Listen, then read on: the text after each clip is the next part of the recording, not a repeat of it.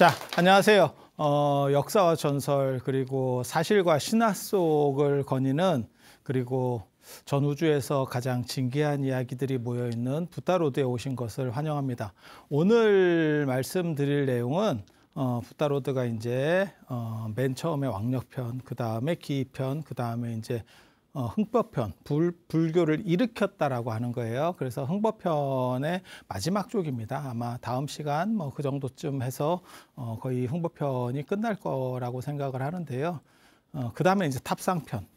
탑상편은 탑과 상이라는 뜻이에요. 그래서 불탑과 부처님 탑과 불교 탑과 그 다음에 상은 불상입니다. 그래서 이게 어떻게 보면 불교 삼국유사에서 불교와 관련돼서 약간 메인 같은 그런 이야기들, 형상과 관련된 이야기들. 그래서 그렇게 돼 있고, 그 다음에 뭐 신주라든지 감통이라든지 효선이라든지 이런 내용들이 있는데 탑상편까지가 사실 주류라고 보시면 돼요. 그래서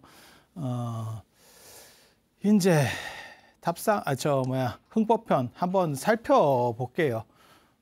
다 했던 얘기입니다. 이거 뭐 계속 했던 이야기들이라서 간략하게 말씀을 드릴게요. 그래서 흥법편에는 총 7개가 있습니다. 순도, 조려, 그러니까 순도라고 하는 스님이 조려, 이게 고구려라는 뜻이에요. 고구려, 고려 같이 씁니다. 그런데 보통 이제 옛날 표현으로 나오면 려 이렇게 나오면 그게 고구려입니다. 고구려거든요. 그래서 고구려 불교를 시작했다.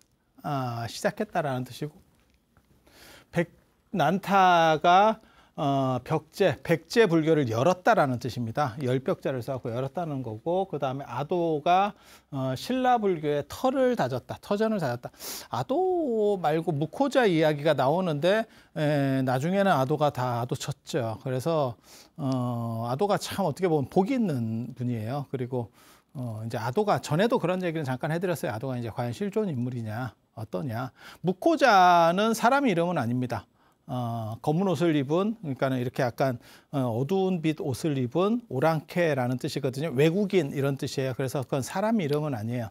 그래서 아도라고 하는 사람은 고구려에서도 한번 나오고, 그 다음에 이 신라 쪽에서도 나오는 걸로 봐서 그것도 무슨 특정한 이름은 아니었을 걸로 이렇게 생각을 하는데, 무코자가 워낙 개연성이 떨어지니까 아도가 그냥 다 먹은 상이 됐죠. 그래서 나중에 동경 흑룡사 금당에 모셔놓은 십성에도 보면 아도가 들어가요. 그래서 아도는 원효, 의상, 그 다음에 자장, 뭐 나중에 나오는 이제 도선, 신라말 고려초에 나오는 도선국사 뭐 이런 사람들과 더불어서 절을 제일 많이 창건한 사람으로, 창건자 최고 탑 5 중에 한 명이 아도가 되죠. 그래서 아도 약간 특이한데 뭐 운이 좋은 사람. 그래서 무코자가 같이 있는데 더 빨리 나오는데 무코자는 사라졌고, 그 다음에 원종흥법이라고 하는 거는 법홍왕이 불교를 일으키니까 박염촉 2차돈이 자기의 몸을 희생해서 순교했다. 라는 이야기. 그 다음에 법왕금살, 무왕의 아버지 법왕이 살생을 다 금지시켰다. 그 다음에 보장복로 보덕이암, 이 이야기 이제 좀 있으면 해드릴 거고, 그러니까 보장왕이 도교를, 노자를 얘기하는 거예요. 그래서 도교를 숭상을 하니까 연개소문입니다. 정확하게 말하면. 그래서 보장왕은 그냥 허수아비고 연개소문이 다 하는 거기 때문에 연개소문의 도교 진흥 정책을 펼쳐요. 그러니까 그거는 정당하지 않은 이제 쿠데타를 일으킨 상황에서 불교도들이 어떻게 보면 전통 세력들, 그러니까 고구려의 귀족들과 그다음에 왕실과 이렇게 연계가 돼 있으니까 이제 도교를 끌어올려서 이제 견제하려고 하는 그런 거예요. 그랬더니 고구려 불교의 최고 수장인 보덕이라고 하는 스님이 이암 암자를 이렇게 옮겼다. 그러니까 망명했다. 뭐 이런 뜻입니다. 그렇게 해서 총 7개 이런 편이 있는데, 이 순도조려조의 담시 얘기가 잠깐 나옵니다. 백족화상 담시 뭐 하는 사람이지 참 애매한. 그리고 대부분 저렇게 어떻게 보면 시조 안 그러면 시작점에 등장하는 사람들이 대부분 신이승이에요. 신이승이라는 게 뭐냐면 신통이 굉장히 많은 그런 사람들입니다. 지금은 왜 안 나오는지 잘 모르겠는데 초장에는 아무튼 저런 사람 중국 불교에서도 굉장히 많이 나오고요. 가장 대표적이었던 사람이 불도징이라는 사람이 있었고, 그 다음에 한국 불교의 대부분 다 신의승입니다. 나중에 이제 금당 집성조에도 해공, 해숙 뭐 이런 사람들이 다 신의승입니다. 신의승. 그래서 오만 뭐 신통이 다 있어. 이게 뭘 의미하는지 상당히 좀 재밌습니다. 그리고 그런 사람들이 막 떼거리로 나온다는 거예요. 그거는 새로 어떻게 문화가 전파되고 이런 것들이 안착할 때 외래 문화적인 것들을 어떻게 수용할 것이냐, 소개할 것이냐에 대해서 중요한 단서를 제공하는 부분이라고 할 수 있어요. 그건 뭐 그때 가서 또 얘기를 하고. 그래서 이 담시라고 하는 사람인데 이거 중국 사람입니다. 중국 사람인데 이 사람이 관중 사람이래. 관중 사람. 관중은 지금 장안 쪽입니다. 지금 서안이네. 옛날 장안 쪽 13조 왕조라고 하는 그 관중평야 쪽이에요. 관중이 왜 관중이냐면 거기에 이렇게 함곡관, 소관, 대관, 무관 이래가지고 네 개가 우리식으로 말하면 우리나라로 얘기하면 어디로 비교하면 되냐면 대전이나 안 그러면 세종 이런 데 생각하시면 돼요. 그래서 관중평야라 그래서 저쪽이 또 평야고 소출도 잘 나요. 그렇다 보니까 저 관중을 잡은 사람이 중원을 먹는 경우들이 많습니다. 그래서 장안 쪽이 13조, 13개 왕조의 수도였었고, 그리고 비정통 왕조까지 하면 17개 왕조니까 그 근처를 먹은 사람이 뭐 짱이에요. 그래서 저쪽 사람이었고, 저쪽 주신 사람이었고, 고구려에 불교를 전해주러 왔대요. 그때가 언제냐면 384년. 순도가 불교를 전한 게 372년, 그 다음 백제가 384년이거든요. 근데 담시회의가 나오는 게 384년이에요. 고구려, 이제 신라 같은 경우 527년이잖아요. 그래서 저런 얘기를 보면 왜 담시가 밀려났을까에 대한 생각, 그거는 담시설을 따라버리면, 그러니까 두 가지 설이 있었던 거예요. 순도설이 있고 그 다음에 담시설이 있고 두 가지 설이 있었는데 담시 거는 이제 나중에 결국 밀렸다라고 하는 거예요. 그리고 순도도 사실 본명인지 잘 모르겠습니다.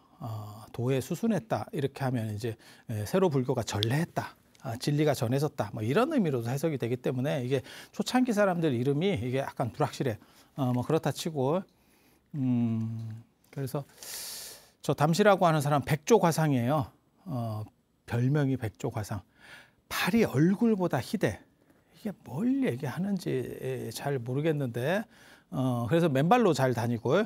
그 다음에 진흙밭을 다녀도, 그러니까 비가 와서 막 진흙밭이 되고 거기를 다녀도 발에 먼지가 묻지 않는데, 이게 무슨 초전도체도 아니고 떠다니는 건가요? 싶은 생각이 들죠.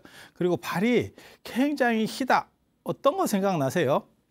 발이 얼굴보다 힐 수 있나? 그리고 그런 사람들이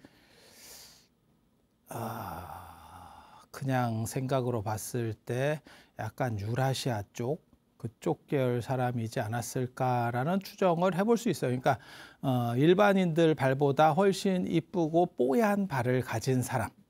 근데 발 얘기가 많이 나오는 걸로 봐서는 제대로 의관을 정제하지 않고 다녔구나, 이 사람이.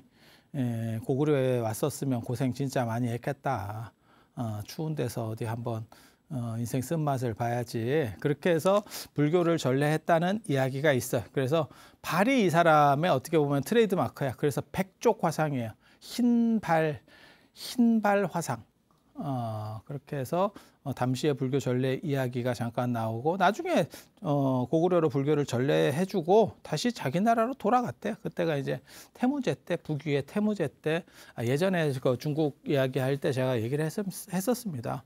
북위 태무제 때 최초의 폐불 사건이 일어나고, 태무제가 이제 최호라고 하는 사람, 한족 출신의 최호, 그 다음에 구겸지라고 하는 사람하고 이렇게 짝짝꿍 맞아가지고, 구겸지는 도사입니다. 그래서 구겸지의 신천사도, 이게 또 나옵니다. 나중에 어디서 나오냐면 저 고장 복로조에 보면 나와요. 그 천사도 해가지고 오두미도가 구천사도고요. 저걸 개량한 게 신천사도입니다. 저 오두미도 도교인데, 사천성 쪽에 있었던 도교인데, 저 사람들은 저 도사들을, 최고급들을 뭐라고 그러냐면 천사라고 불러요. 천사. 쉽게 말해서 하늘의 스승 뭐 이렇게 불렀었어요. 그래서 이제 그거를 구겸지라고 하는 사람이 신천사도를 가지고 태무제하고 이렇게 짝짝꿍 맞아서 최호랑 셋이서 태무제, 그 다음에 구겸지, 최호 이렇게 해서 이제 불교를 다 싹쓸이를 시키는 그런 사건들이 벌어집니다. 결국 이 세 사람도 나중에 결국 안 좋게 죽어요. 최호는 삼족이 멸해졌고 이 최호가 태무제를 이제 약간 뒤에서 비방을 한 게 걸려서 결국은 다 완전히 뭐 절당이 났고, 그 다음에 이제 태무제 같은 경우는 도사가 준 불사약을 먹고, 이 불사약 사건은 계속 벌어져요. 여러분은 장생불사하고 싶은 생각이 없나요? 어때? 가진 게 많으면 장생불사하고 싶은 생각이 있고, 나는 그런 생각이 없다. 빨리 끝냈으면 좋겠다. 인생 피곤한 겁니다. 저도 빨리 끝냈으면 좋겠다 쪽이거든요. 근데 가진 게 굉장히 많으면, 두 가지를 사람이 추구한다는 거예요. 안 죽는 거하고 하나는 안 늙는 거. 뭐 그럴 것 같아. 그럴 것 같아. 그래서 제가 전에 그 얘기 해드렸었는데, 제나라 황공이 어떻게 하면 안 죽을 수 있을까를 관중한테 물어보니까 관중이 그런 걸 성공한 사람이 있었으면 당신한테는 쉽게 말해서 임금 자리가 돌아오지도 않았다. 너가 그 자리에 올라갈 수 있었던 것은 앞 사람이 죽어서다. 그러니까 그런 쓸데없는 소리 하지 말고 일이나 잘해라. 이렇게 네가 성공할 수 있는 일을 왜 다른 사람은 못한다고 생각하냐? 라고 하는 거죠. 그래서 그 얘기가 제가 보기에는 딱 적실하게 맞는 이야기예요. 그런데 그거에 대한 추구들이 황제들에게 다 있어. 그리고 언제쯤부터 나타나냐면 대부분 이렇게 보면 30대 중후반부터 그런 거에 대한 수요가 나옵니다. 그때 굉장히 젊고 괜찮을 때인데 옛날 사람들 40대에 죽습니다. 그러니까 내가 이제 황제가 돼서, 늦게 황제가 된 사람은 좀 예외인데 일찍 황제가 돼서 뭐 한 20대 황제가 되고 그랬으면 한 10년이나 한 7, 8년 했으면 어느 정도 안정이 되거든요. 그 다음에는 그런 거 생각하는 거예요. 이게 좀 오래 갈 수 있냐? 이런 거. 그리고 옛날에는 늙음에 대한 공포가 생각보다 별로 없어요. 지금보다. 이유는 일찍 죽으니까. 그래서 오래 살면 좋은 거예요 라고 생각하는 거고, 지금은 너무 오래 사는 걸 우리들이 보기 때문에 오래 사는 게 꼭 좋은 건가요? 라고 하는 이제 퀘스천 마크가 붙게 된 거지. 예. 그래서 오래 살 거면 젊게 오래 살아야지, 늙어서 오래 살아봐야 그건 진짜 인생 고통밖에. 제 주변에도 그런 분 있어요. 그래서 뭐 곡기를 끊고 돌아가시고, 찾아보면 있어요. 그러니까 뭐 젊어서 그랬다는 게 아니고 몸이 무슨 뭐 한 90 정도 되면, 근데 그것도 시기가 있어. 시기가. 그것도 어느 정도 상태일 때 당신이 이렇게 음식을 조절하면서 돌아가실 수 있는 거지, 그거 놓쳐버리니까 병원 실려가서 이렇게 가면 뭐 어떻게 자기가 조절도 못해요. 그냥 계속 약간 내 의지랑 관계없이 살아가는 겁니다. 굉장히 좀 비극적이지. 그래서 이런 문제는 현대에 새로 대두한 문제고, 예전에는 이런 문제가 있을 수도 없죠. 그래서 오래 사는 게 굉장히 좋을 때니까, 그래서 불사약 먹고 뭐 이러다가 결국 뭐 갑니다. 그리고 이 탁발도가 이제 태무제인데, 이 태무제를 담시가 교화하려고 했었대. 폐부를 일으키니까. 삼무일종의 난이라 그래서 그런 얘기를 제가 옛날에 해드렸었어요. 그래서 태무제 후주의 세종, 북위의 태무제 후주의 세종, 그 다음에 당나라 무종, 그 다음에 나중에 이제 5대 식국 때, 그게 이제 후주의 세종이네. 그래서 이제 삼무일종, 그래서 무자 들어가는 3명, 뭐 이렇게, 그 다음에 후주의 세종까지 해서 삼무일종의 난 뭐 이렇게 해서 나오는데, 그 중에 가장 먼저 나왔던 게 저 태무제 사건이고, 저 태무제가 저렇게 불교를 자꾸 공격을 하고 쉽게 말해서 승려들을 죽이고 저를 해치니까, 파괴하니까 담시가 앞에 나가서 몸빵을 했대. 그렇게 해서 이제 막으니까, 뭘 막았다는지 나 정확하게 모르겠어요. 칼로 베려고 했더니 칼이 안 들어가더라. 대단해요. 그렇게 해서 이거 안 되겠다. 그래서 호랑이를 가지고 해치려고 했는데 호랑이가 슬금슬금 피하더라. 대단한 뭔가 슈트를 입었는데 지금 아이언맨 슈트 같은 뭔가 굉장히 강렬한 걸 했는데 문제는 그 기록은 있는데 그렇다고 태무제가 뭐 바뀌었다라고 하는 역사적 기록이 없어. 그런 걸 말해서 잠시 실패했구나 라는 정도를 알 수 있는 그래서 이 사건들과 관련해서 담시 얘기가 나오는데 담시설은 채택되지 않았다더라. 그러니까 고구려 불교와 관련해서 담시설이 있고 순도설이 있는데 그중에서 순도설이 이겼다더라. 그다음에 신라 불교와 관련해서는 묵호자설과 아도설이 있었는데 아도설이 이겼다더라. 그리고 이게 하나의 설이 있기가 좀 어려워요. 왜냐하면 우리도 가만히 한번 생각을 해보면 이 한반도 같은 경우는 그나마 양반이지. 근데 중국 뭐 이런 데 가면 언제 뭐가 들어왔는지 정확하게 모릅니다. 언제 불교가 들어왔느냐. 야, 네가 알아, 내가 알아.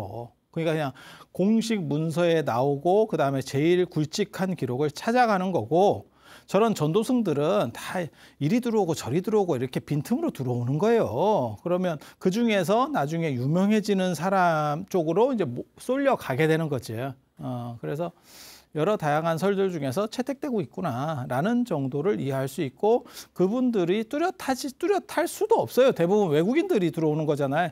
한국에 마치 천주교 선교사 들어오듯이 이렇게 들어오는 거고 그게 육지로 들어온단 말이에요. 배 타고 들어오면 차라리 누가 들어왔어요 라고 하는 게 어느 정도 이게 점검이 될 건데 쉽지가 않아요. 그래서 저런 설들이 있고 이름도 약간 부정확하더라 하다더라 이 정도 정리를 하시면 돼요. 그리고 오늘 지금 이야기해 드리려고 하는 게 이 보덕 스님이에요. 예, 보장복로 보덕이암 보장왕이 도교를 숭상하니까 그래서 고구려 불교에 어떻게 보면 가장 맹주였었던 보덕화상이 백제 완산주 전주입니다. 전주로 망명했다더라. 근데 왜 백제로 갔을까? 그게 민족적 동질감 때문인가 어쩐지 모르겠는데 갔으면 신라로 갔어야지. 이게 신라로 갔으면 상황이 좀 바뀌었을지도 모르는데 백제로 가면 무슨 일이 벌어집니까? 우리가 역사를 알면 백제가 더 빨리 망하지. 백제가 더 빨리. 백제 660년에 망하고 그 다음에 고구려 668년이거든. 갔더니 저 집이 더 빨리 망했어요. 이 집이 위험한 줄 알고 갔더니 저 집이 불났어요. 이게 뭔가 싶은 생각이 들기는 하는데 한번 보입시다. 내용을 보면 여기 이제 연개소문 나오는 거예요. 612년에 살수대첩. 이 굉장히 큰 사건입니다. 굉장히 큰 사건. 그때 이제 고건무 지난 시간에 말씀드렸어요. 고건무가 종친으로서 어떻게 보면 이거를 정과를 굉장히 잘 올려서 결국은 영유왕이 됐다더라. 그런데 이때 보면 당나라가 이제 들어서고 당고조 이연 그 다음에 당태종 이세민 요때 오두미도가 유행한데 고구려에서 오두미도가 도교예요. 도교고 그 사천성에서 있거든요. 사천짬뽕하는 그 사천입니다. 그래서 언제 생각하시면 되냐면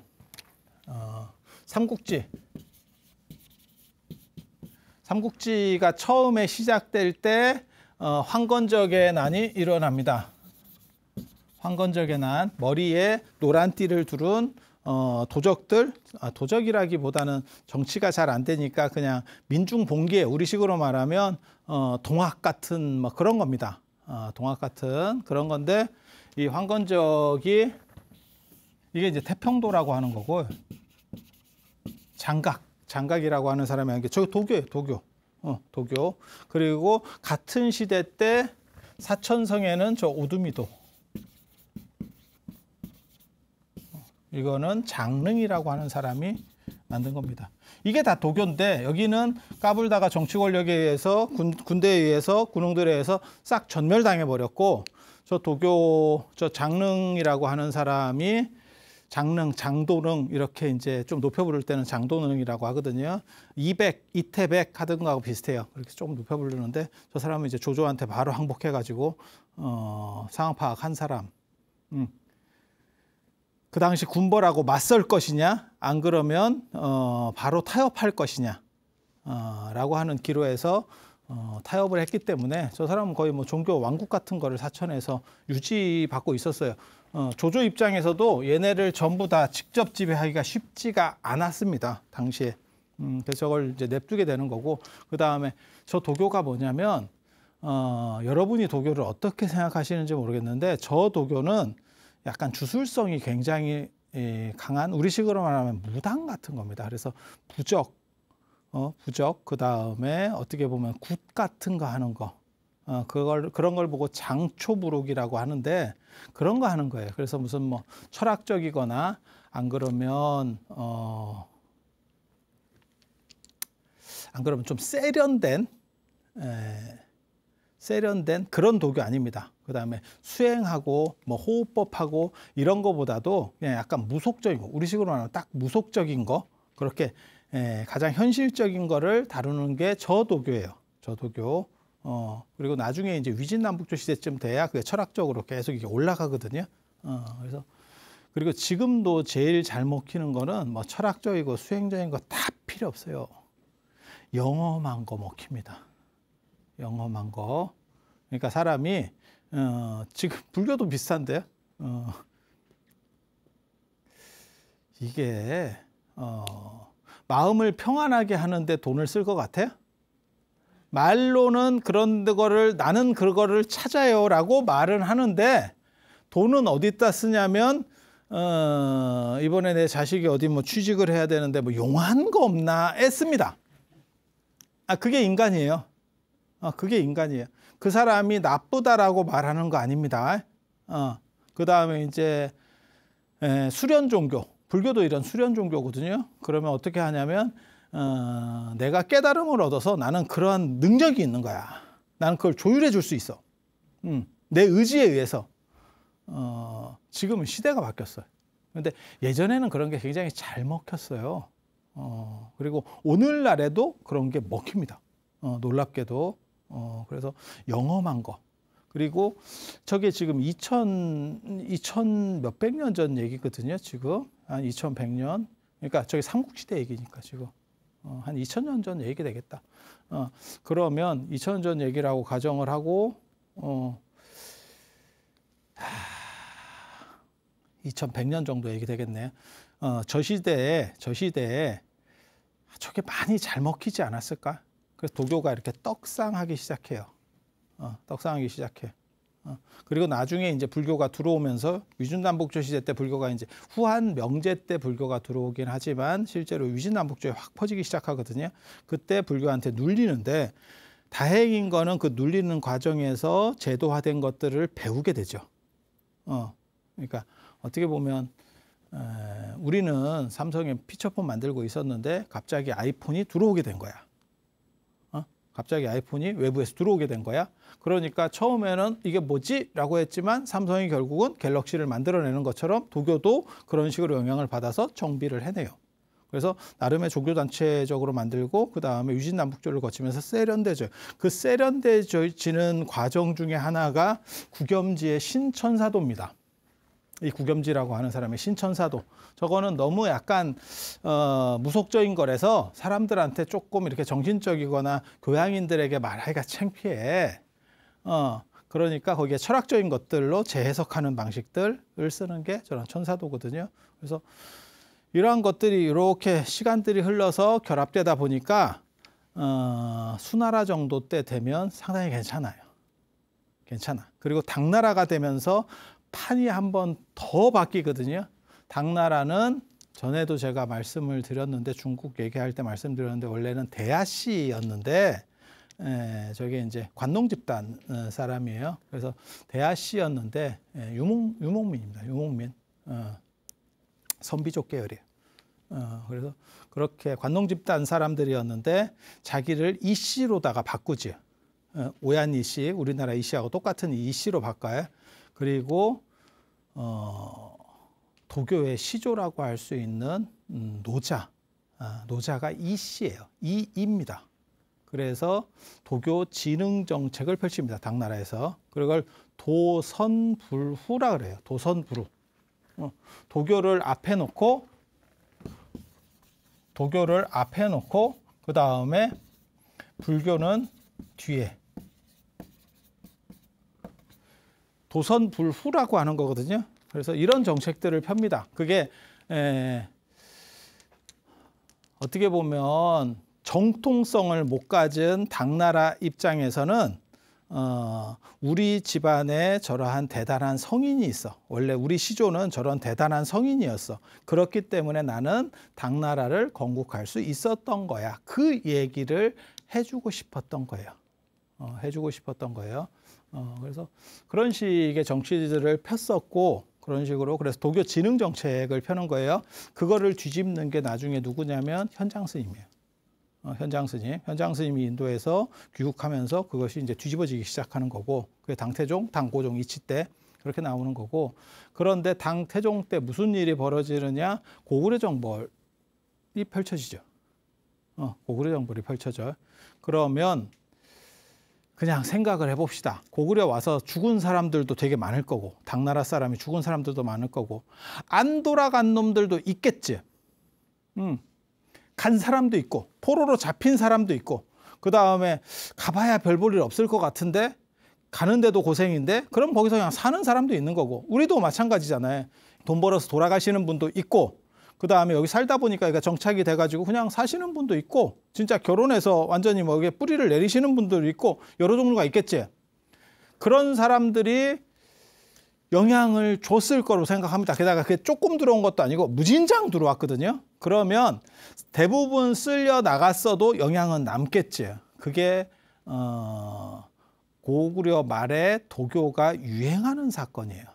도교가 유행하는 사건. 그래서 고구려 말에 당고조하고 당태종 때, 그러니까는 당나라 초기에, 이때는 이제 고구려하고 박터지게 싸울 때예요.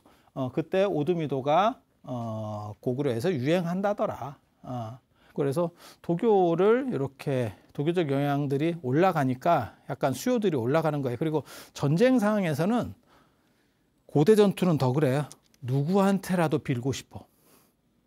이게 너무 우연적인 게 많은 거죠. 화살을 맞는다고 죽느냐? 안 죽는다니까. 그런데 누군가는 죽고 아파요. 화살을 맞으면 치명상이 아니에요. 뽑으면 살아. 단 누군가는 썩어서 죽기 시작하는 거고, 누구는 뽑았는데 별일이 없는 거죠.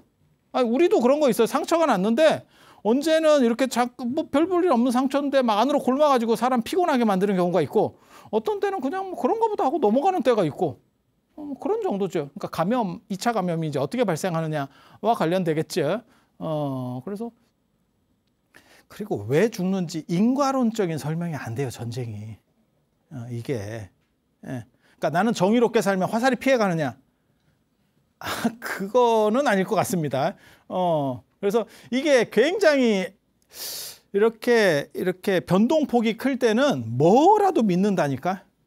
그래서 제가 그런 얘기 하는데, 종교를 믿는 사람들을 이렇게 보면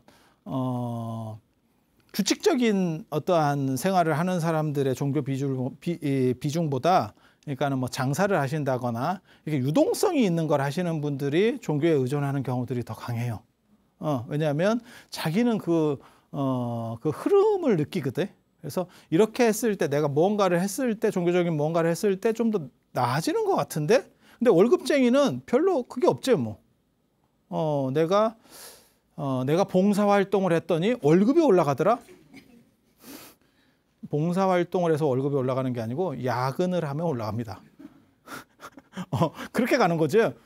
아니, 뭔 뜻인지 아시잖아요. 근데 내가 시장이나 이런 데서 장사하는 사람이에요. 야, 그거는 이게 완전히 좀 다르다니까? 식당 뭐 이런 거 다 달라요. 흐름 자체가. 그래서 저런 전쟁터 상황에서는 뭘 열심히 막 믿으려고 하는 속성이 굉장히 강해져요. 근데 불교는 뭘 얘기하냐면 자꾸 자작자수, 지은 대로 받는다, 업이다, 이런 거예요. 근데 보면, 눈앞에서 보면 견적이 잘 안 나와. 이게 전쟁터 상에서는 그렇다니까. 보통 일반 상황에서는 열심히 잘 살고 저 사람이 성격 좋고 이런 사람에게 대중의 지지도가 있어. 전쟁터에서는 그게 아니야. 야비한 놈이 살아남는다니까. 예, 뒤통수 까고 저 진짜 추접스럽게 하는 놈이 죽은 척 해갖고 지는 살아오고 정의롭고 남을 구하려고 하는 사람 앞에 나가서 죽고 이런 상황인 거예요. 지금 눈앞에서. 어떤 뜻인지 아시겠죠? 그러면 강력한 주술성이 먹혀요.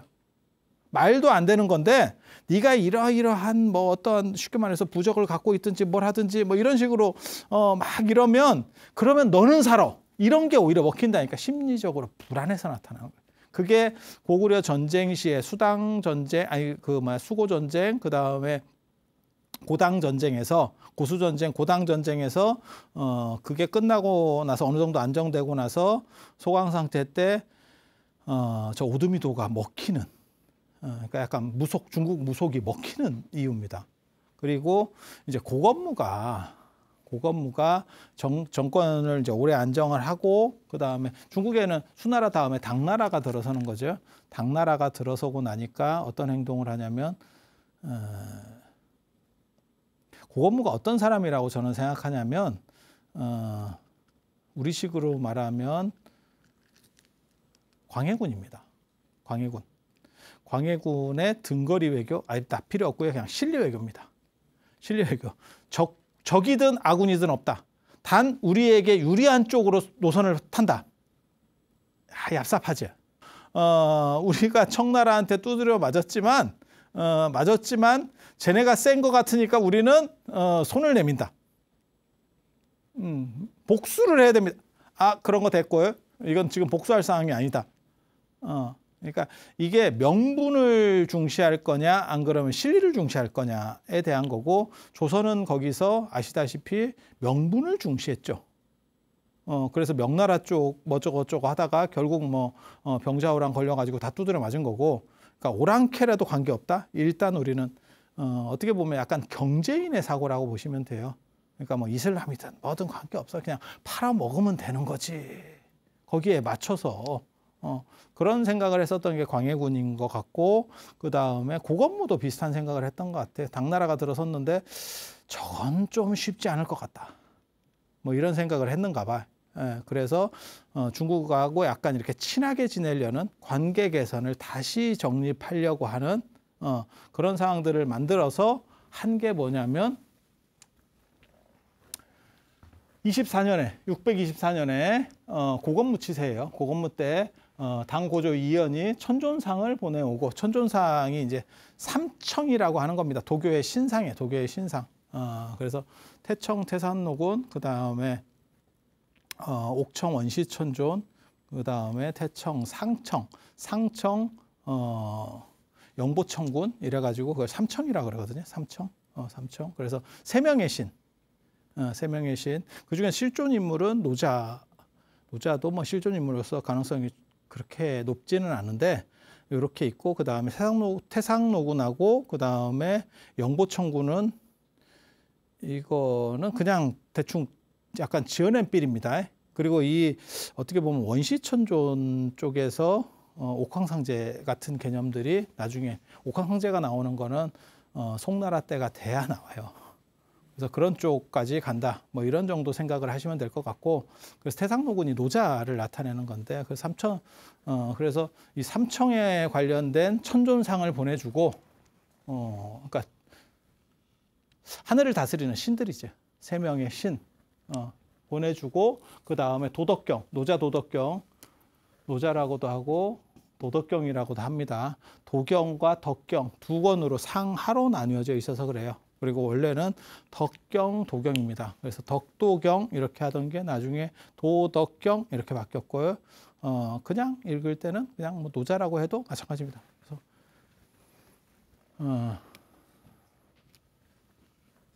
노자 도덕경을 강의하니까 천존상을 보내오고 그러니까 도사가 왔다는 얘기죠.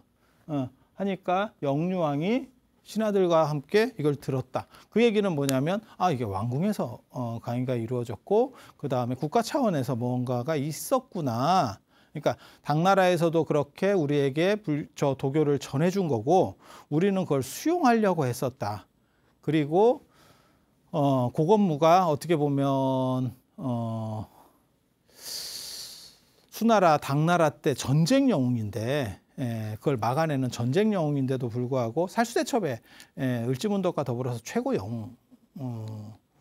영웅이에요. 그러니까 요동성주. 저 지난 시간에 말씀드렸잖아요. 요동성주 누군지 모르는 사람, 그다음에 살수대첩의 을지문덕, 그다음에 저 고건무 이 셋이 가장 강력한 영웅인데 그런데도 불구하고 뭔가 타협적인 걸 나왔고 그 타협은 이제 두 가지로 해석할 수 있어요. 하나는 떠오르는 당나라 쉽지 않겠다라고 생각한 거 한 가지 있을 수 있고요. 또 하나는 이제 고건무도 늙었을 수 있죠. 그래서 젊었을 때는 내가 강력하게 할 수 있는데 나이가 먹고 이러니까 조금 이제 완만하게 이렇게 좋은 게 좋은 거라고 이렇게 잘 가보자. 이랬다가 영계소문한테 쿠데타를 당하게 되고, 야, 그러고 보면 한 번은 손을 내밀어서 쿠데타를 당하고 고려 말에 이성계가 쿠데타 할 때는 공격을 하러 갔더니 이놈이 대국은 소국은 대국을 치면 안 됩니다. 이러면서 쿠데타를 이거 어느 박자에 맞춰야 되노? 여기서는 반갑다 친구야 이랬더니 그렇게 하면 안 돼. 이러면서 영계소문이 쿠데타를 해가지고 고건물을 날렸고 그래서 보장왕이 들어서는 거고 그리고 한쪽에는 어떻게 중국을 좀 어떻게 해야 되나 이랬더니 그거는 건드릴 수 없는 데래. 그러면서 또 이거 그러니까 시대를 잘 읽어야 돼요. 시대를 잘 읽어야 돼요. 그렇게 해서 결국은 보장왕이 들어서고, 근데 재밌게도 보장왕이 들어서니까 보장왕 이게 642년 10월에 영계소문이 쿠데타 일으키거든요. 그러면 하자마자 뭐 하냐면 도교를 다시 중국에 요청을 해요. 도교 수입이에요. 누가 저기서 보이는 보이지 않는 실세가 누구냐면 영계소문입니다. 영계소문이 그 작전을 쓰는 거예요. 이유는 뭘까? 이유는 왕실과 같이 가는 세력이 누구냐면 고구려 왕실 이꼬르 불교하고 연합이 돼 있는 거예요. 그러니까 영계소문 입장에서 요거를 냅두기가 좀 그렇죠. 그러니까 여기를 도교를 통해서 이쪽을 공격하는 겁니다. 불교를 그냥 공격하기는 쉽지가 않거든요. 이게 그러니까 도교를 통해 똑같은 역할을 똑같은 상황이 고려 말 조선 초에도 일어나는 거죠. 고려의 이름도 똑같네. 그러고 보니까 고려나 고구려나 똑같은 나라입니다. 그래서 삼국유사에서 고려 이렇게 나오는 게 시대 봐가지고 이거는 고려 성립 이전인데 그럼 다 고구려예요. 다 고구려예요. 그래서 고려하고 고려 왕실하고 이때도 불교가 붙어 있었죠. 그러니까 이성계 입장에서는 이성계의 개인 신앙은 불교였지만 신진사대부를 끊어들인 거죠. 유교를 끌어들여서 정확하게 말하면 신유학입니다. 끌어들여서 불교를 공격하죠. 똑같은 행동을 하는 거예요. 똑같은 행동을 하는 거예요. 다른 점은 영계소문은 죽자마자 자기 기반들이 무너졌죠. 자기 동생하고 자기 아들들이 박터지게 싸우면서 결국 무너지고 그게 고구려가 망하는 길까지 가게 된다. 라고 하는 거고, 그리고 저때 이제 불교 책임자로서 저때는 한반도가 통일이 안 됐으니까 고려에서 조선으로 넘어갈 때는 이미 통일 한반도기 때문에 갈 데도 없는 거고, 저때는 이제 다른 나라로 갔는데 그게 이제 맹주였었던 보덕 화상이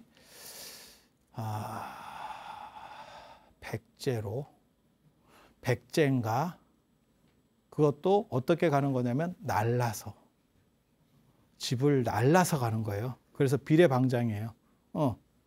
그리고 저 비례방장이라고 하는 방장을 어떻게 날렸을까? 라고 하는 이야기 다음 시간에 이어서 해드릴 수 있도록 하겠습니다. 자, 들어서 감사합니다.